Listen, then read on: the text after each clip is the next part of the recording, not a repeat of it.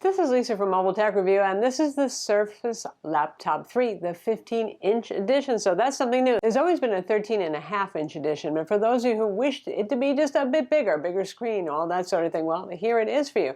And Microsoft has done something surprising and different because we don't usually see AMD CPUs in laptops. Desktops, sure, but not so much. But this time they've gone with an AMD CPU inside. We're going to look at it now. So while the 13.5-inch Surface Laptop 3 sticks with Intel CPUs going on to Intel 10th generation with Intel Iris Plus graphics, the 15-inch runs on AMD Ryzen 5 and 7 CPUs.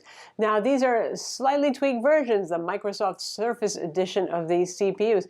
So the CPU is pretty much the same. It's a quad-core 15-watt Ultrabook CPU, much like you would find from Intel in that terms of spec.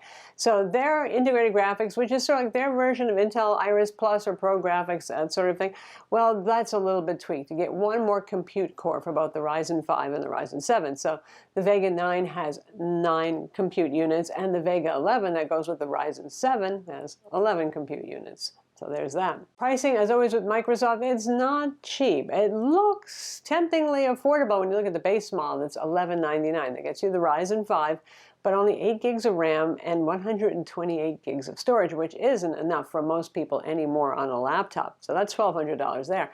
If you want to go up to the unit that we still have the Ryzen 5. We haven't gone up to the Ryzen 7 yet, but you get 16 gigs of RAM and a 256 gig SSD, which is just passable. That's $1,700. For $2,100, you can go up to the Ryzen 7, 16 gigs of RAM and a 512 gig SSD. So yes, not inexpensive, but Microsoft Surface products generally are not, except for the introductory level Surface Pro and the Surface Go convertible tablets. Build quality and the look of this thing is wonderful. It's available in 2 colors, the platinum that we have, and then there's a matte black. Now the matte black is stunning until you touch it. It is such a fingerprint magnet, it gets gross right away, so there's that. But it's pretty to look at until you do touch it. And you can't find a seam on this thing, you cannot find a creak, it's gorgeous. Definitely. Full Windows 10 experience here, not some wimped out Windows 10 S edition. Happy to say. There's no Alcantara top keyboard deck, that that faux leather thing that came in all sorts of nice colors, but probably that's okay, because I know a lot of you worried about that getting kind of icky and schmutzy a year down the road. And you've got a 3:2 aspect ratio display, which a lot of people like, so it's not as narrow and wide as your usual laptop 16:9 display, and that's kind of a hallmark of Surface products. Resolution on it is pretty good. And also another change for the Surface 3 laptops, both the 13.5 and the 15-inch, is now you can open them up. You pull off the little rubber bottom plugs on the bottom, there's 4 of them, and then you need a Torx Plus screwdriver, a little bit more obscure kind, and then you can lift the keyboard deck up. It's magnetically attached, there is a ribbon cable there, but once you get inside, there's not a whole lot you can do. RAM is soldered on here, of course. The CPU is always soldered on laptops. The SSD is a unusual M.2 2230, so it's a half-height, really small SSD. Not easy to source one of those, and for some reason, Microsoft says only a qualified service person should replace it. In terms of the physicality of it, I don't know why, unless they have something really odd going on in firmware there. And the batteries, yes, you can access them, but the thing is the connectors on the underside of the motherboard, so it's still kind of a real hassle. So yeah, you can open it, boo, you can't do much with it. The display is glossy, it's Gorilla Glass 3, it supports touch, and also Microsoft's Surface Pen. Now, the pen is not included, and given the fact that this is a laptop form factor, it's probably not your first choice for a pen-enabled device, but then again, for note-taking, it doesn't fold flat on the desk. Forget that. But for art, if some of us who tend to paint easel style, it's actually not that bad to have it at a somewhat upright position there. It's the usual N-Trig technologies. Any recent Surface Pro pens from the last couple of years is going to work with this. While displays have gotten shock and awe good on some premium laptops, and this certainly is in the premium price range, we're seeing things like OLED and wider gamut and all that sort of thing, this one is pretty average, which is a little disappointing. It's a nice enough looking display, and the 3:2 aspect ratio makes it feel even bigger than your average 15-inch laptop. But in terms of color gamut, you can see the specs. 366 nits of brightness, that's decent, not bad, but we don't have any of the trendy new things like HDR 400 or 500 rating. It doesn't even reach 400 nits, which would be required for an HDR 400 rating. You get the idea. It's nice, it's not wow, like I'd like to see.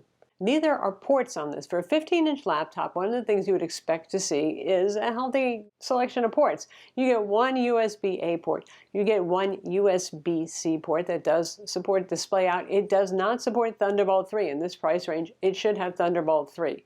Microsoft has their Surface Connect on this, and that's what the included 65-watt charger plugs into. It does support USB-C charging too, but that Surface dock, it was a cool thing how many years ago, like 5 years ago when it came out, and they haven't updated and come up with something better, but they still think that that Surface Connect and the Surface dock, which is around $100, is their answer to Thunderbolt 3, and I say not so much anymore, but the dock does give you a selection of ports to monitor out and all that sort of thing. So yeah, I mean, it's okay. It's just you don't have as much choice as where you can buy any Thunderbolt 3 dock that you want, for example.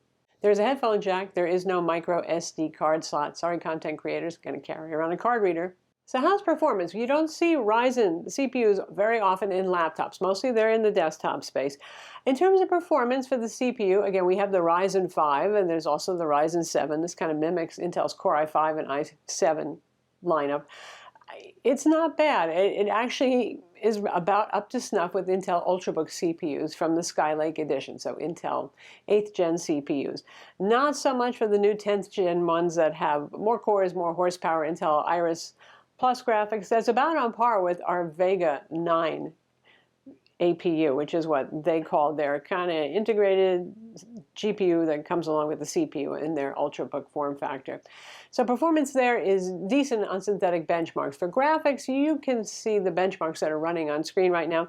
It's about like an NVIDIA MX 150, sometimes a little better, sometimes a little worse, and around Intel Iris Plus graphics with Intel 10th generation higher end Ultrabook CPUs. So nothing super to write home about. This isn't going to let you play Modern Warfare or something like that. It's just not that kind of thing. It gives a little extra oomph for older games, that sort of thing. One thing that AMD is still weaker on is video playback, and the battery life on this isn't as good in video playback as Intel because they've been focusing on that for ages, Intel. So sometimes you'll see battery life run times where actually video playback is better than average use time. That's not going to happen with AMD. Likewise, if you're doing video editing. Now, I personally don't ever recommend an Ultrabook for people who are really doing a lot of video editing. You want something with a beefier 45-watt CPU, some real strong dedicated graphics there. But this is slower than even an Intel 8th gen Ultrabook, oftentimes using something like Adobe Premiere to edit and export 1080p video. And the export times are quite long on this. So it's an Ultrabook through and through. Expect that of it, and that's what it'll do for you. If you're looking for that 15-inch MacBook Air kind of experience, but from Microsoft, that's exactly what this is. Speaking of battery life, this doesn't have the biggest battery. Whether you get the 13.5-inch or the 15-inch, you're still getting the same 45.8 watt-hour battery, which isn't that big a battery for a 15-inch laptop. And again, the 65-watt charger, which has Microsoft's usual USB-A connector, so you can charge a phone too. You can guess from that battery capacity that battery life's going to be average. Plus, you're driving a big display that's pretty high resolution. Plus, AMD is not as great with power management as Intel. So this is pretty much a 6-hour laptop for productivity and light entertainment use, like streaming some video, with your brightness set to 200 nits. Good news, heat and noise are just fine on this. You're just not going to hear the fans much. It's not going to get burning hot. That is well under control. CPU watt consumption is actually impressively low while it manages to stay at boost levels of 3 gigahertz. So Microsoft has done a very good job with the cooling there. This has stereo speakers that fire up through the keyboard keys, which Microsoft has done before with their Surface laptops. But this time around, yes, it does get loud, but anything at about 50% volume and higher, there's actually some speaker buzzing going on, which is pretty shocking. Now, I thought maybe we just had a defective one, but I've seen a few other reviewers note the same thing. So that's the Surface Laptop 3 15-inch, undoubtedly a very premium product. It's very beautiful. The build quality is ultimate on this. The performance, though, you know, it is an Ultrabook. Don't confuse this, like I said, with a 15-inch MacBook Pro or a Dell XPS 15. So if you're not looking for the horsepower, just for the bigger display, that same beautiful Surface kind of quality and build, pen support, a touchscreen, and a 3:2 screen aspect ratio, well, then you've got some good things there. The AMD CPU holds its own against Intel Ultrabook 15-watt CPUs. Doesn't really exceed it, though. I'm Lisa from Mobile Tech Review. Be sure to subscribe to our YouTube channel for more cool tech videos and hit that notification bell, too.